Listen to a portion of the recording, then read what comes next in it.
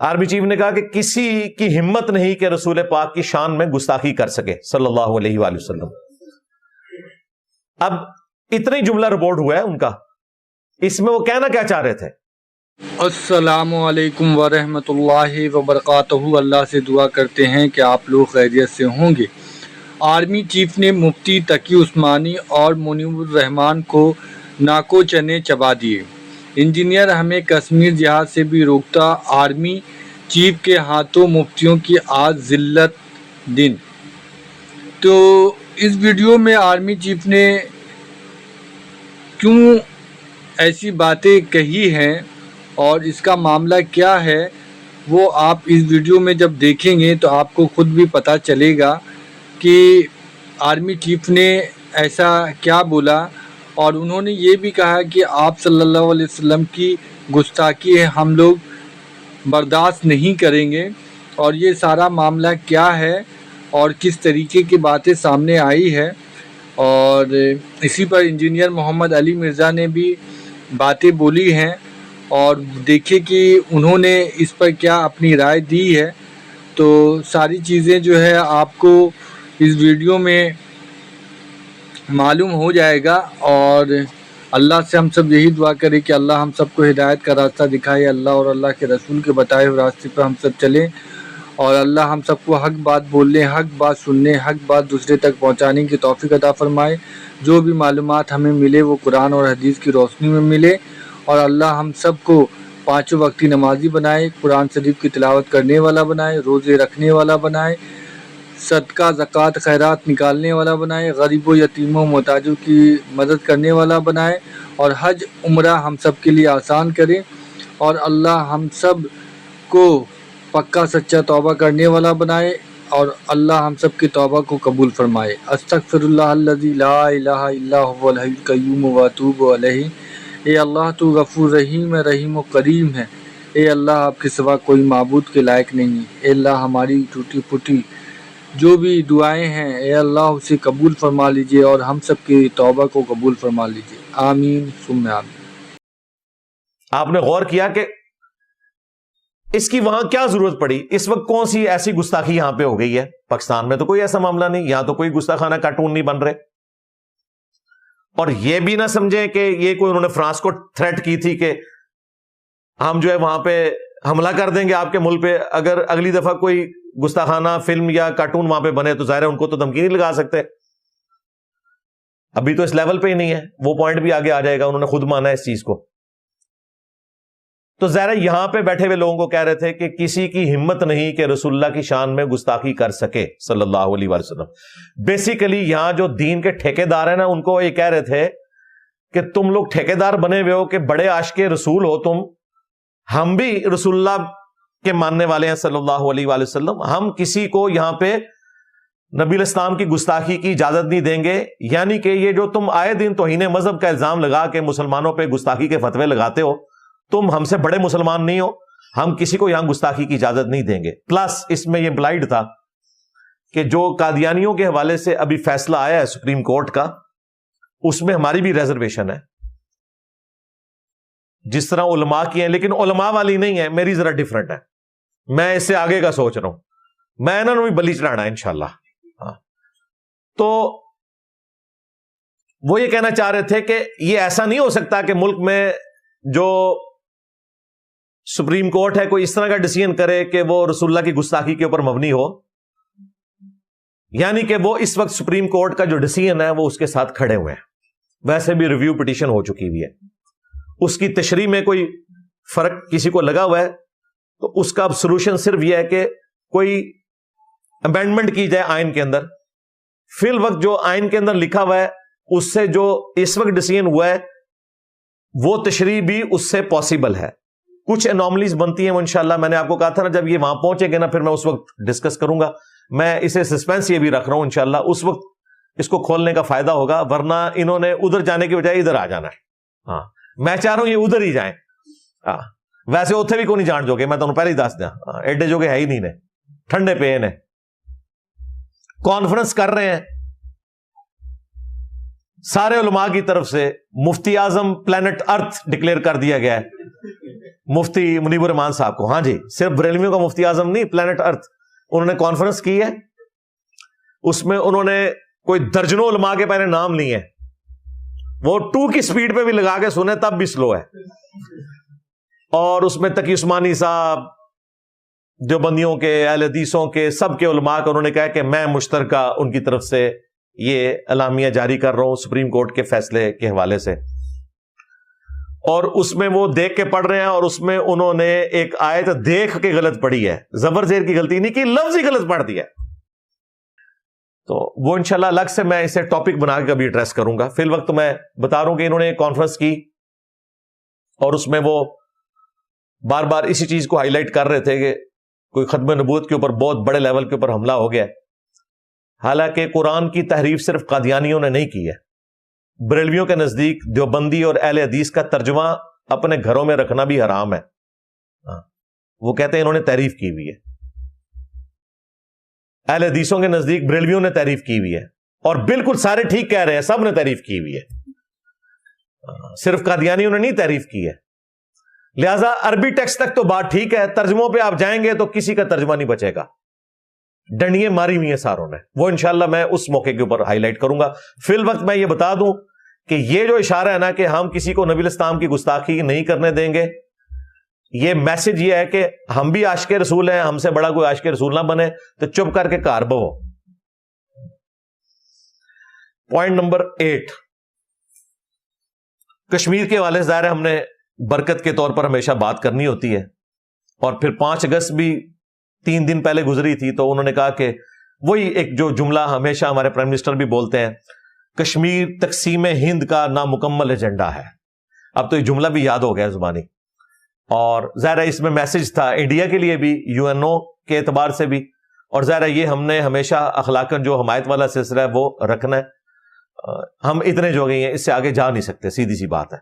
باقی کوئی motivational speaker آپ کا خون گرما دے, کوئی ویلاگ بنا دے, کوئی مذہبی جماعت کا امیر, تو وہ ایک الگ بات. پریکٹیکلی اللہ کے فضل سے وہ بھی یہیں پہ بیٹھے ہوئے ہیں, ہم بھی یہیں پہ بیٹھے ہوئے ہیں. نہ وہ کشمیر گئے ہیں نہ ہم گئے ہیں, نہ وہ فلسطین گئے ہیں نہ ہم گئے ہیں, لیکن گالیاں ہمیں نکالی جا رہی ہیں کہ انجینئر صاحب کی وجہ سے ہم نہیں جا رہے. میں لتاں نو چک وڈے ہیں نہ دی کہ جان نہیں پہ دینا. ڈاکٹر اسرار صاحب پوری زندگی خلافت کے لیے بات کرتے رہے, الحمدللہ بھرپور زندگی گزاری ہے انہوں نے, کوئی جیل نہیں کاٹی, کوئی کوڑے برداشت نہیں کیے. مودودی صاحب نے تو پھر بھی کیے ہیں. ڈاکٹر اسرار صاحب کے پاس 1974 میں بھی ٹوئٹا گاڑی تھی, ہمارے پاس الحمدللہ آج بھی موٹر بائک ہے. تو یہ آپ فرق دیکھ لیں. میں یہ ٹونٹ کے طور پہ نہیں, آپ کو ریالٹی کے طور پر بتا رہا ہوں کہ تصویر کا صرف ایک رخ نہ دیکھا کریں. گفتگو کرنا بڑا آسان ہے, پریکٹیکلی کسی نے کیا کیا ہے, کس لیول پہ کیا ہے, پریکٹیکلی باتیں کرنا, باتیں سارے کرتے ہیں, آج بھی کر رہے ہیں, مستقبل میں بھی کریں گے. کتنے لوگوں کی توحید درست ہوئی, کتنے لوگ بابوں کو چھوڑ کر رسول اللہ کے ساتھ جڑے صلی اللہ علیہ وآلہ وسلم, اور کتنے لوگ ہیں جنہیں اصلی طاغوت کا پتہ چلا. اللہ کے فضل سے وہ تبدیلی آپ کے سامنے ہے, مجھے بتانے کی ضرورت نہیں, الحمدللہ. پوائنٹ نمبر 9, انہوں نے کہا کہ فلسطین کے حالات دیکھ کر دل خون کے آنسو روتا ہے, اور اس پورے ایشو سے آپ کو یہ رزلٹ نکال لینا چاہیے کہ ہم نے اپنی حفاظت خود کرنی ہے.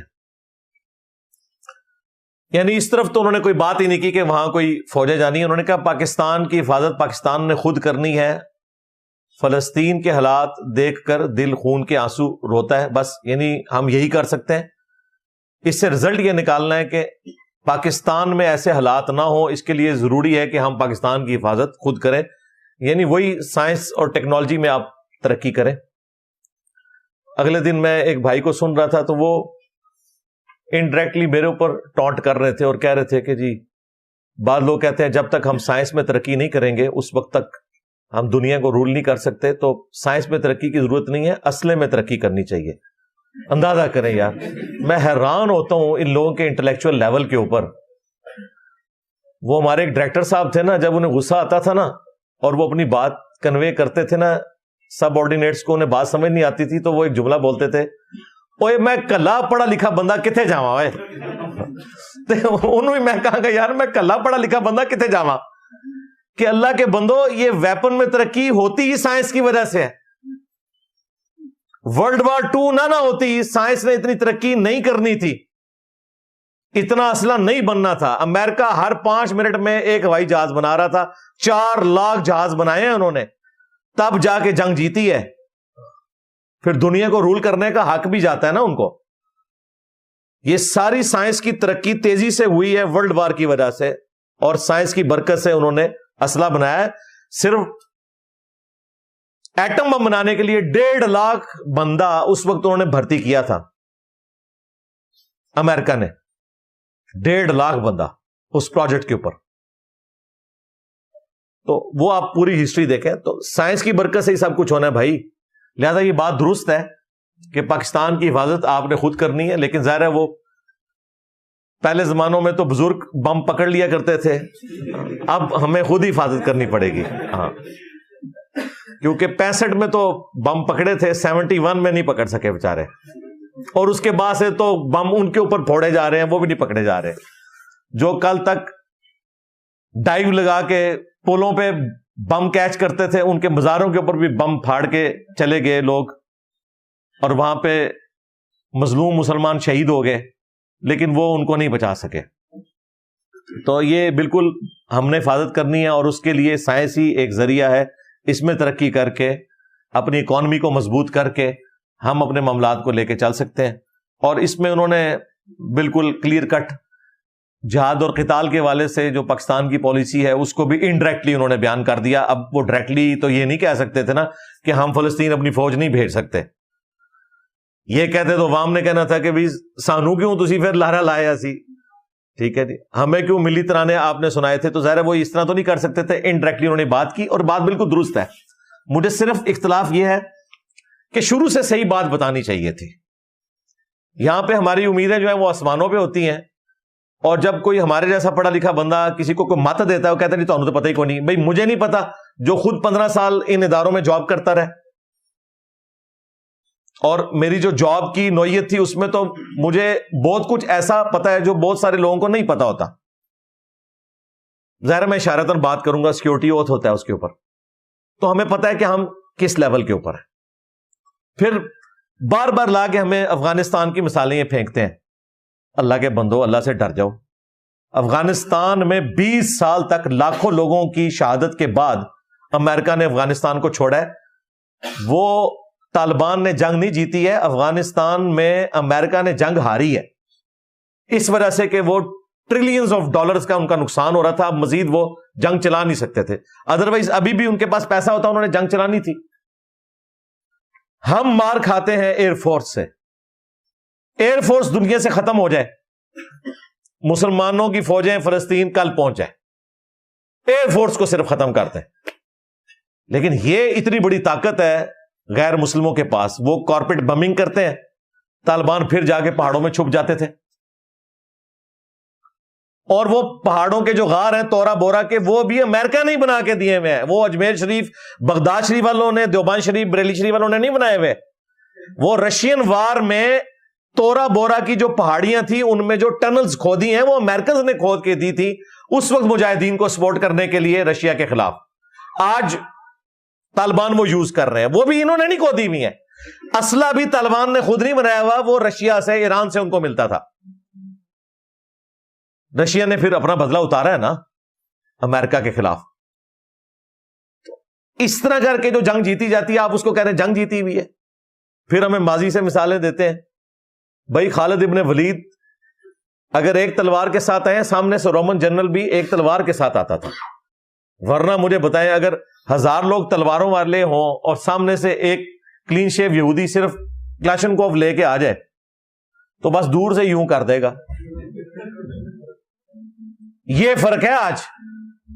صحابہ کرام کے زمانے میں یہ فرق نہیں تھا, کوانٹٹی کا فرق تھا, کوالٹی کا ایسا اتنا فرق نہیں تھا. یہ ذہن میں رکھیے گا. اس وقت کی مثالیں دینا. اور پھر یہ ڈاکٹر اقبال کے جو اشعار ہیں نا, انہوں نے بھی کافی حد تک مسلمانوں کو نا یعنی ایک خوابوں کی دنیا میں ڈال کے رکھ دیا. سیدھی سی بات ہے. آج بھی ہو ابراہیم سا ایما پیدا، آگ کر سکتی ہے انداز گلستان پیدا. یار یہ قادسیہ اور یرموک میں تو نہیں ہوا کہ صحابہ کرام کے لیے آگ ٹھنڈی ہوگی ہو، وہ تو روسٹ ہوئے ہیں. اگر ان کے لیے نہیں نہ ہوئی تو آج تو ابراہیم سا ایمان پیدا ہو ہی نہیں سکتا. یہ ڈاکٹر اقبال ہوتے تو ہم انہیں ریکویسٹ کرتے کہ اس کا مطلب یہ ہے کہ آج بھی نہیں ہو سکتا ابراہیم سا ایمان پیدا، لہذا آگ نہیں کر سکتی انداز گلستان پیدا. یہ ہے اصل شعر. بھائی اگر یہ ہونا تو اس وقت ہوتا. فضائے بدر پیدا کر، فرشتے آ جائیں گے نصرت کو. بھئی یہ فرشتے نصرت کو آتے تو قادسیہ یرموک میں آتے، 8,500 مسلمان ہاتھیوں کے نیچے شہید نہ ہوتے، جن میں کئی صحابہ اور تابعین تھے. اس زمانے میں اگر فرشتے نہیں نہ اترے تو آج تو بالکل نہیں اتر سکتے. وہ نبی علیہ السلام کا خاصہ تھا. اللہ نے تھوڑے سے پیریڈ میں انہیں غلبہ دلوانا تھا، اس لیے اللہ تعالیٰ نے ایک ایکسٹراڈنری مدد فرمائی، ورنہ یہ معاملات اس طریقے سے لیگیسی کے طور پہ آگے نہیں چلتے. اگر قادسیہ اور یرموک میں فرشتے نہیں نہ نازل ہوئے، آج کیسے ہوں گے؟ نہ آج اس طرح کا ایمان. سب سے بڑے ایمان والے لوگ وہ تھے نا، صحابہ اور تابعین. بدر و احد کی مثال دیتے ہیں تو اس میں نبی علیہ السلام موجود تھے. وہ آپ کے وجود کی برکت تھی کہ اللہ تعالیٰ نے فرشتوں کے ذریعے مدد فرمائی. لہٰذا دنیا کو اللہ نے بقدر ایفرٹ چھوڑا ہوا ہے. اسی طریقے سے معاملات کو لے کے چلنا ہوتا ہے. نہ فرشتے کربلا میں اترے ہیں، یہ ذہن میں رکھیے گا.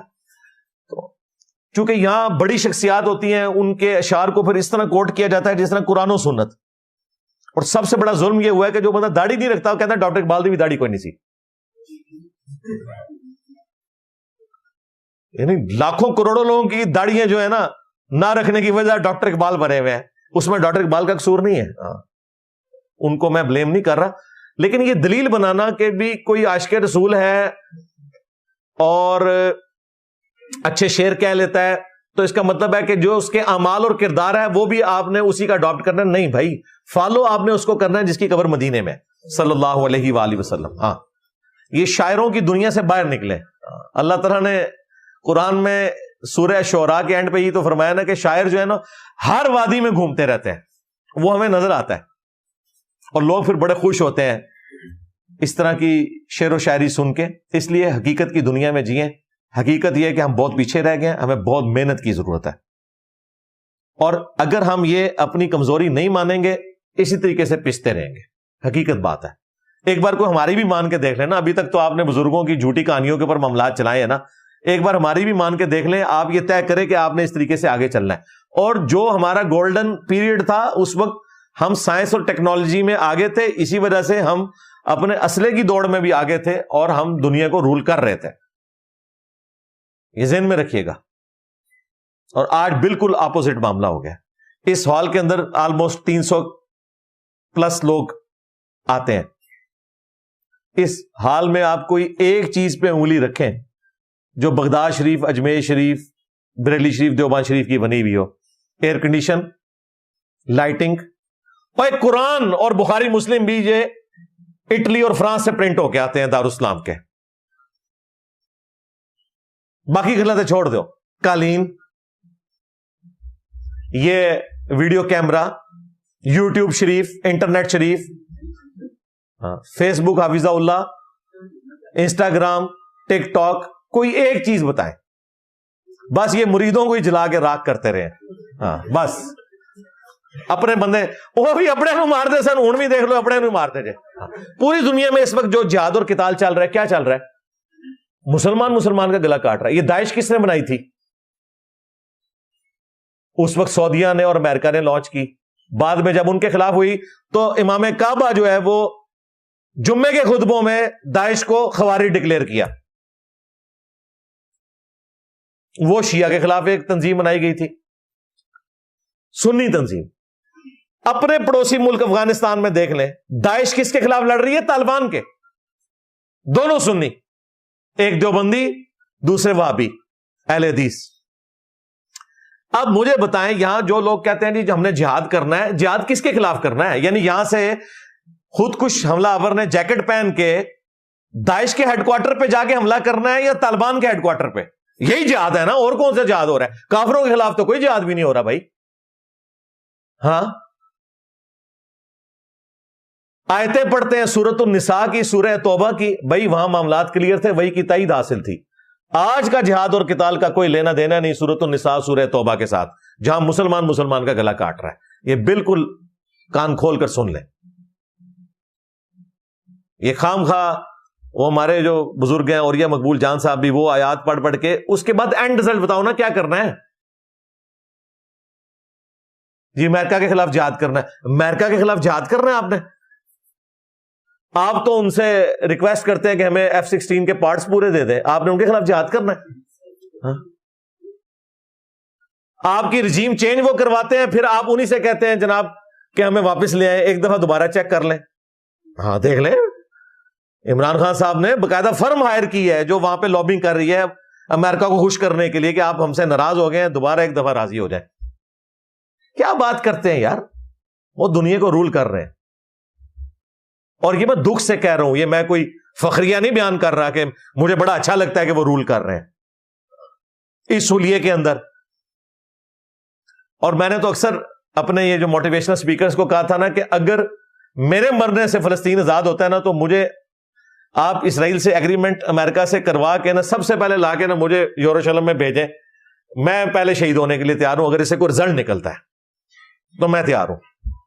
اور خود کو نہیں جا رہی ہے، ان میں ایک مولویوں کا فرنٹ مین ایسا ہے جس کے پاس ہالینڈ کی نیشنلٹی ہے، وہ جا بھی سکتا ہے اور کہہ رہا ہے میری مجبوری ہے میں نہیں جا رہا، میں جا سکتا تھا چلا جاتا، لیکن یہ نہیں بتا رہا کہ وہ جا سکتا ہے ابھی بھی. وہ بہانہ یہ کر رہا ہے کہ میرے پاس پاکستان کا پاسپورٹ ہے اور اس پہ اسرائیل میں داخلہ نہیں ہے، اس کے پاس ہالینڈ کا پاسپورٹ ہے، وہ تو جا سکتا ہے. وہ آپ کو کہانیاں کرواتے ہیں یار، اس کے اوپر چندے آتے ہیں، ویوز آتے ہیں اور آپ بھی خوش ہوتے ہیں. یہ میری ویڈیوز ریکارڈ رہیں گی، 10 سال کے بعد آپ نے لگا کے دوبارہ دیکھنی ہے، اور 10 سال کے بعد بھی اگر وہ اسی طریقے سے ویلاگز بنا رہے ہوئے، ہاں جی KFC کا بائیکاٹ کر رہے ہوں گے اور ٹوئٹا کی گاڑی نکلوا رہے ہوں گے. پورے پاکستان نے ایک دن کے اندر KFC کھا کے جو ان کو پیسہ دینا تھا وہ ایک بندہ وہ گاڑی نکلوا کے ان کو دے رہا ہے، لیکن وہ جہادی ہے اور یہ باقی سارے جہاد کے دشمن ہیں. کوئی دماغ ہمارا کام نہیں کرتا کہ ہم گراؤنڈ ریئلٹیز دیکھیں کہ پریکٹیکلی کیا ہو رہا ہے، آپ کو کس طرف لگا رہے ہیں لوگ. خون گرماتے ہیں، کوئی پریکٹیکلی کوئی بھی کام نہیں کر رہا ہوتا، صرف اس وقت بات کر کے اٹھ جاتے ہیں، بعد میں ان سے پوچھا جائے انہیں کسی بات کا نہیں پتا ہوتا. اور دلیری اتنی ہے کہ ان سے پوچھا جائے آپ TLP کو جانتے ہیں، کہتے ہیں ہم TLP کو جانتے ہی نہیں، کیونکہ انہیں پتا ہے اسرائیل تو ادھر نہیں پہنچ سکتا، TLP تو میرے کار پہنچ جڑ گئے. ہاں اے گل ہے، جس طرح TLP والوں کو پتا ہے کہ ہم فرانس تو جا نہیں سکتے، یہاں مسلمانوں کو تو مار سکتے ہیں نا، تو انہیں مذہب کا الزام لگا کے. ہاں دیکھا نہیں تھا وہ اشرا واقعے کے اوپر کراچی کے مفتی صاحب نے ویڈیو میں ایک جملہ بولا تھا، بالکل ٹھیک بولا تھا، لیکن جب دھمکیاں ملی انہوں نے وہ جملہ کاٹا، پھر دھمکیاں ملی، پھر انہوں نے نیچے کامنٹس کروائے کہ میرا کہنے کا مقصد یہ نہیں تھا، حالانکہ مقصد وہی تھا اور بالکل ٹھیک مقصد تھا. دیکھیں میں اتنا دلیر ہوں، میں کہہ رہا ہوں انہوں نے ٹھیک کہا تھا، وہ کہہ کے بھی پیچھے ہٹ گئے، پھر اس نے ویڈیو انلسٹ کر دی، پھر اینڈ پہ کہتے ہیں جی انجینئر صاحب باہر نکل کے خطاب کیوں نہیں کرتے؟ تم کمروں میں مسجدوں میں بیٹھ کے خطاب کر کے اپنے خطاب ڈیلیٹ کر دو، معافی مانگتے پھرو، ایک جملہ. اور جو بندہ اول تا آخر مولویوں کو نیزے کی نوک پہ رکھتا ہو علمی طور پہ، اور جو دھمکی لگاتا تھا انہوں منارے پاکستان تے لے کے آؤ، پیر ظہیر الحسن آپ نٹھے ہوئے جی، ویک لو میں ہوتے ہی بیٹھے ہیں. تو یہ ساری زبانی کلامی باتیں ہیں، لاجیکلی ان کے پاس کوئی گراؤنڈز نہیں ہوتے. لہٰذا یہ بالکل ٹھیک ہے، فلسطین پہ دل خون کے آنسو ہی رونا چاہیے، ان کے لیے دعائیں کرنی چاہیے، سوشل میڈیا پہ آواز اٹھانی چاہیے، OIC کے ذریعے، UNO کے ذریعے آواز اٹھانی چاہیے. اس پہ میری تفصیلی ویڈیوز کافی پہلے موجود ہیں، اس لیے میں آج اس ڈیٹیل میں نہیں جاتا. باقی پاکستان کی حفاظت کے لیے ہمیں خود اپنے معاملات کو دیکھ کر چلنا ہوگا. اور عوام الناس جو ٹیکس دے رہی ہے نا، جن ٹیکسز کے ذریعے فوج کی تنخواہیں، جوڈیشری کی، پولیس کی جاتی ہیں، ایک عام مسلمان جہاد اور قتال کے حوالے سے بالکل بریزم ہے، اس سے کوئی نہیں پوچھا جانا. بس آپ کی ذمہ داری اتنی ہے. صحابہ کرام نے بنو امیہ کی حکومت کو بھی زکوٰۃ دی ہے. جب لوگ آگے کہتے تھے یہ لوگ تو مال کو ناحق یوز کرتے ہیں، تو صحابہ کرام جواباً یہی کہتے تھے ہمارا کام اتنا ہی تھا، وہ خود اللہ کو جواب دے ہوں گے۔ دنیا میں اس طرح معاملات چل نہیں سکتے نا، اس طرح ہماری ذمہ داری اتنی ہے، ہم پیٹرول کے اوپر بھی ٹیکس دے رہے ہیں، صابن کی ٹکیا کے اوپر بھی دے رہے ہیں، ماچس کے اوپر بھی دے رہے ہیں، چھوٹی چھوٹی چیز کے اوپر ٹیکس دے رہے ہیں، ہم بری الذمہ ہے، یہ بڑوں کی ذمہ داری ہے، اور وہ اگر ذمہ داری پوری نہیں کریں گے ہم سے نہیں پوچھا جائے گا، ذہن میں رکھیے گا، ہم نے اپنی ذمہ داری پوری کر دی، ہم اس جہاد میں شامل ہیں۔ پوائنٹ نمبر 10، یہ افغانستان کی جو ٹی ٹی اے ہے، تحریک طالبان افغانستان، ان کے حوالے سے انہوں نے کہا کہ 40 سال ہم نے افغان مہاجرین کو یہاں پر مہمان نوازی ان کی لیکن اب ہم انہیں سمجھانے کی کوشش کر رہے ہیں کہ آپ فتنہ خوارج کا ساتھ نہ دیں۔ یہ خوارج کا لفظ استعمال کیا انہوں نے ٹی ٹی پی کے لیے، اور ان کی سپورٹ سے پیچھے ہٹ جائیں۔ تو بھائی ہم تو بہت پہلے سے کہہ رہے تھے، 2021 میں جب ہمارے پرائم منسٹر صاحب یہ کہہ رہے تھے نا کہ غلامی کی زنجیریں توڑ دی ہیں، اور ہم بڑے خوش تھے کہ جی پاکستان کا 5واں صوبہ بن گیا افغانستان، وہاں پہ طالبان کی حکومت آ گئی ہے، اب تو انڈیا کے لیے کوئی جگہ نہیں ہوگی اور پاکستان یہ ہو جائے گا وہ ہو جائے گا، اور ہم امید لگائے بیٹھے تھے کہ اب ٹی ٹی پی کو بھی سکون آ جائے گا۔ الٹا انہوں نے ٹی ٹی پی کے وہ سارے جو امریکہ نے پکڑے ہوئے تھے وہ بھی چھوڑ دیے، اور پاکستان میں دوبارہ سارے معاملات شروع ہو گئے۔ اب یہ ان کو منت کرتے ہیں کہ بھئی ان کو سنبھالو۔ پہلے تو بہانا تھا نا، یہاں پہ بھی مولوی ہمیں کہانی کراتے تھے، نہیں افغان طالبان پاکستان کے حمایتی ہیں، یہ ٹی ٹی پی مخالف ہے۔ یہ کون پڑھاتا تھا ہمیں؟ تقی عثمانی صاحب، ظاہر ہے وہ دیوبندی، وہ بھی دیوبندی سپورٹ میں۔ اب معاملات آپ کے سامنے ہیں، اب یہ لوگ کدھر ہیں؟ سلیم صافی صاحب اس فیلڈ کے ایکسپرٹ ہیں، وہ اس زمانے میں بھی کہتے تھے، ان کی 10 سال پرانی ویڈیوز لگائیں، انہوں نے کہا تھا کہ جب یہاں سے امریکہ گیا تو ٹی ٹی پی کو آپ سنبھال نہیں سکتے، سب سے زیادہ ان کے سپورٹر یہی طالبان ہوں گے افغانستان کے۔ لوگ کہتے تھے نہیں نہیں نہیں نہیں، وہ تو پاکستان کے حامی ہیں۔ اور بھئی کیسے ہو؟ ٹی ٹی پی بنی اس لیے ہے کہ پاکستان نے مشرف کی وجہ سے امریکہ کی جنگ میں اپنے آپ کو داخل کیا، اس کی ہم بھی مخالف ہیں۔ اس کے بعد پاکستانیوں کو مارنا، خود کش حملے کرنا، اس کے ہم حق میں نہیں ہیں۔ پولیٹیکل سٹرگل ہونی چاہیے، جس طرح مولانا فضل الرحمان کر رہے ہیں، وہ بھی تو دیوبندی ہے نا، وہ طریقہ ہے۔ تو ٹی ٹی پی نے تو پاکستانی فوج سے پنگا اس لیے لیا تھا کہ تم نے امریکہ کا ساتھ کیوں دیا۔ اب مجھے بتائیں، ٹی ٹی اے پاکستان کا ساتھ دے یا ٹی ٹی پی کا ساتھ دے؟ ظاہر ہے ٹی ٹی پی کا دیں گے، وہ کہتے ہیں انہوں نے دشمنی ہماری محبت میں کی ہوئی ہے فوج سے، اور وہی ہوا، انہوں نے ان کو پناہ دی ہوئی ہے۔ تو اب خوارج ڈکلیئر کیا ہوا ان کو، پہلے تو ان کی میٹنگز میں ان کو خوارج کہا جاتا تھا، لیکن یہ پہلا آرمی چیف ہے جس نے اپنی زبان سے خارجی کا لفظ ان کے لیے بولا ہے کہ یہ خارجی ہیں۔ جس طرح کے خوارج کھڑے ہوئے تھے، اور پھر اس میں انہوں نے ڈاکٹر اقبال کا شعر پڑھا کہ خارجیوں کا حال یہ ہے کہ نعرہ تکبیر بھی فتنہ بن جاتا ہے۔ بالکل نعرہ تکبیر بھی فتنہ تھا خوارج کا، حضرت علی کے خلاف لگا رہے تھے وہ، ٹھیک ہے، لیکن ہمیں بھی حضرت علی والا پھر کریکٹر پیش کرنا چاہیے نا۔ ان کو تو ہم خارجیوں کی جگہ پہ لا کے رکھ رہے ہیں، لیکن کیا ہمارا کریکٹر وہ والا ہے؟ جس طرح یہاں پہ پولیٹیکل لیڈرز کی محبت میں اسٹیبلشمنٹ کو یزید کہتے ہیں، تو بھائی جو تمہارا لیڈر ہے وہ بھی حسین ہے کہ نہیں؟ حسین نے تو کبھی بھی یزید کی بیعت نہیں کی، لیکن تمہارے حسین نے 2017 میں یزید کی بیعت کر کے آر ٹی ایس بٹھا کے ملک پہ قبضہ کیا تھا۔ ہم اس حسین کے ماننے والے ہیں جس نے گردن کٹائی تھی، کبھی بھی یزید کی بیعت نہیں کی تھی، لہذا سمجھ لو کہ یہ کوئی حسین نہیں ہے، نہ تمہارے مخالفین وہ والے یزید ہیں۔ یہاں پہ بھی ٹی ٹی پی کا یہ فتنہ جو مسلط ہوا، اب تو کافی حد تک ان کی کمر ٹوٹ گئی ہے، اور اس میں فوج کی بھی قربانیاں اور ان علماء کی بھی کہ جنہوں نے ان کے خلاف فتوے دیے، ایک ایک کر کے سارے شہید ہو گئے، ان کی جرأت کو سلام ہے۔ اس میں ہمارے استاد جاوید احمد غامدی صاحب بھی ہیں جو غریب الوطنی کی زندگی گزار رہے ہیں، ان سے علمی اختلاف اپنی جگہ، انہی کی وجہ سے وہ باہر بیٹھے ہوئے ہیں، مولویوں کی وجہ سے نہیں، ٹی ٹی پی کی وجہ سے۔ تو یہ ان کو خوارج ڈکلیئر کیا ہے، اور انہوں نے یہ اناؤنسمنٹ کر دی ہے کہ پاکستان میں بھی اگر کوئی افغان طالبان کا حامی ہے تو وہ بھی کان کھول کر سن لے کہ اب ہمارے ان کے ساتھ حالات اس وقت تک درست نہیں ہوں گے جب تک کہ وہ ٹی ٹی پی کو وہاں سے نکال کے ہمارے حوالے نہیں کرتے یا انہیں لگام نہیں دیتے کہ وہ ہمارا بارڈر کراس کر کے یہاں پہ خود کش حملے نہ کریں. یہ کلیئر کٹ میسج دے دیا انہوں نے.